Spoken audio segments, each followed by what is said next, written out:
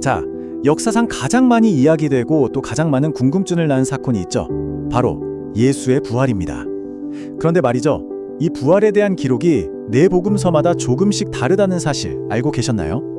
이걸 과연 어떻게 하나로 맞춰볼 수 있을지 오늘 한번 제대로 파헤쳐 보겠습니다. 이게 정말 많은 논쟁을 불러일으켰어요. 이거 봐라, 복음서마다 이야기가 다르지 않냐? 서로 모순되는 거 아니냐? 하는 거죠. 정말 그럴까요? 아니면 혹시 우리가 아직 발견하지 못한 더 큰 그림이 숨겨져 있는 건 아닐까요? 오늘 우리가 할 일이 바로 그겁니다. 이 네 개의 기록들을 마치 흩어져 있는 퍼즐 조각처럼 하나씩 맞춰보는 거죠. 그렇게 했을 때 이 조각들이 서로 부딪히는 게 아니라 오히려 하나의 일관되고 훨씬 더 생생한 그림을 만들어낸다는 걸 보여드릴게요. 자, 모든 건 그 첫 번째 일요일 아침에 시작됩니다. 한번 상상해 보세요. 빈 무덤이 발견되고 정말 몇 시간 동안 엄청난 혼란과 충격, 그리고 뭐라 말할 수 없는 경이로움이 뒤섞여 있었을 거예요. 이 급박하고 감정이 격했던 그 순간으로 한번 들어가 보는 게 모든 걸 이해하는 첫걸음이라고 할 수 있습니다. 우선 그날 새벽 무덤에 갔던 사람들이 누구였는지부터 한번 짚고 넘어가죠. 흔히 막달라 마리아만 생각하기 쉬운데요. 사실 네 복음서를 종합해보면 그녀는 혼자가 아니었어요. 보시다시피 다른 여러 여인들이 함께 있었습니다. 자, 이 타임라인이 정말 중요합니다. 이게 바로 많은 분들이 헷갈려하는 부분을 풀어주는 열쇠거든요. 보세요. 사건들을 시간 순서대로 쫙 배열하니까 어때요? 왜 막달라 마리아는 천사를 못 봤는지, 그리고 왜 그녀와 다른 여인들의 경험이 달랐는지가 아주 명확하게 설명이 되죠. 그러니까 마리아가 제자들에게 달려간 그 사이에 다른 여인들이 천사를 만났던 겁니다. 베드로와 요한마저 떠나고 이제 마리아는 정말 혼자 남았죠. 깊은 슬픔 속에서 울고 있던 바로 그 순간, 그녀는 역사상 최초로 부활하신 예수님을 직접 만나는 경험을 하게 됩니다. 이게 바로 부활의 첫 번째 목격자가 되는 순간이죠. 자, 이제 무덤에서 시선을 돌려서 제자들에게 가보겠습니다. 여인들에게서 그 놀라운 소식을 들었을 때 제자들은 어땠을까요? 바로 믿었을까요? 천만에요. 그들의 첫 반응은 완전한 충격과 불신이었습니다. 이 깊은 의심이 어떻게 확고한 믿음으로 바뀌어가는지 그 과정을 한번 따라가 보시죠. 누가복음을 보면 이렇게 나와요. 여인들의 말이 제자들에게는 허탄한 듯이 들렸다. 그러니까 그냥 헛소리, 말도 안 되는 이야기로 치부했다는 거죠. 가장 가까이서 예수님을 따랐던 사람들조차 처음에는 전혀 믿지 못했던 겁니다. 그런데 바로 그날 오후 아주 흥미로운 사건이 벌어집니다.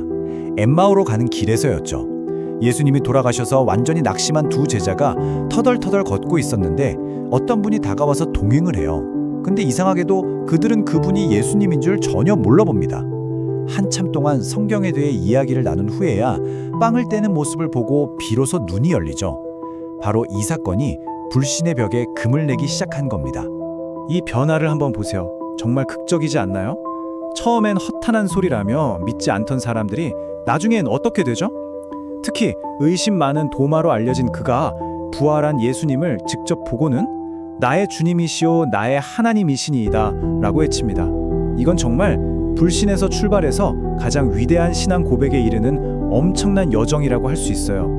그런데 이 부활 사건이 그냥 몇몇 제자들만의 비밀스러운 경험으로 끝난 게 아니라는 점이 중요합니다. 훨씬 더 많은 사람들, 아주 공개적인 자리에서 이 사건이 증언되고 검증되었다는 거죠. 사도 바울의 기록을 보면 예수님이 한 번에 500명이 넘는 사람들에게 나타나셨다고 합니다. 500명이요? 이게 얼마나 대동한 숫자냐면 고대의 어떤 역사적 사건에서도 이렇게 많은 수의 목격자가 한꺼번에 등장하는 경우는 거의 찾아볼 수가 없습니다. 이건 정말 어마어마한 증언인 거죠. 그리고 더 놀라운 건 뭔지 아세요? 심지어 기독교인이 아닌 무신론자 역사가조차도 이 목격자들에 대한 기록이 굉장히 초기에 만들어졌다는 사실을 인정한다는 겁니다. 십자가 사건이 있고 나서 불과 2-3년 안에 이 전승이 확립되었다는 거죠. 역사학적으로 볼 때 이건 꾸며낸 이야기라고 보기엔 너무나도 이른 시점입니다. 개인적으로 가장 강력한 증거 중 하나라고 생각하는 게 바로 예수님의 동생 야고보의 이야기입니다. 생각해보세요. 야고보는 예수님이 살아계실 땐 그를 믿지 않았어요. 심지어 미쳤다고 생각해서 붙잡으러 오기도 했죠. 그런 회의론자였던 그가 부활하신 예수님을 만난 후에 완전히 바뀌어서 예루살렘 교회의 최고 지도자가 됩니다. 대체 무슨 일이 있었기에 이런 180도 변화가 가능했을까요? 자, 그럼 이제까지 나온 조각들을 모두 모아서 부활 후 40일 동안 어떤 일들이 있었는지 전체적인 그림을 한번 완성해 보겠습니다. 이렇게 쭉 정리해 보니까 정말 많은 만남이 있었죠. 막달라 마리아부터 시작해서 다른 여인들, 베드로, 엠마오로 가던 제자들, 도마를 포항한 모든 제자들, 그리고 500명이 넘는 사람들, 동생 야고보, 그리고 마지막 승천하실 때까지 이 모든 기록들을 합쳐보면 부활하신 예수님은 정말 다양한 장소에서 다양한 사람들에게 최소 10번 이상 나타나셨다는 걸 알 수 있습니다. 그러니까 결론은 이겁니다. 복음서의 기록들이 서로 다른 건 모순이 아니라 서로 다른 관점이라는 거죠. 마치 하나의 큰 사건을 여러 각도에서 찍은 사진들처럼요. 각각의 사진은 조금씩 달라 보이지만 합쳐놓으면 오히려 사건 전체를 훨씬 더 입체적이고 풍부하게 이해할 수 있게 해주는 겁니다.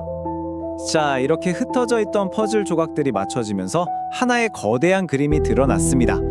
처음에는 모순처럼 보였던 것들이 사실은 하나의 일관된 타임라인 속에 있었다는 걸 확인했죠. 이제 마지막으로 여러분께 질문을 던지며 마무리할까 합니다. 이 완성된 그림이 여러분 각자에게는 무엇을 보여주고 있습니까?